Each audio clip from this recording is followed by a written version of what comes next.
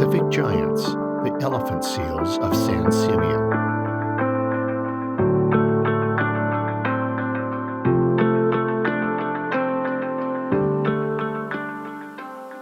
Along California's stunning central coast lies San Simeon, a sanctuary for one of nature's most remarkable creatures, the northern elephant seal.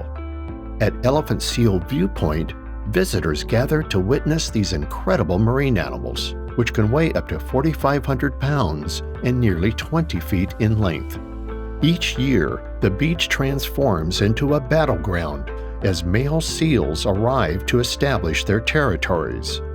The deep bellows and roaring calls signal their strength, attracting females and warding off rivals.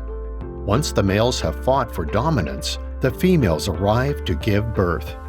After a gestation period of nearly a year, they nurse their pups, who can gain up to 10 pounds a day.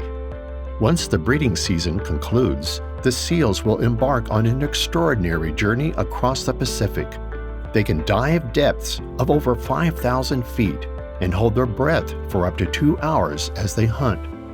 As the sun sets, these magnificent creatures return to the ocean.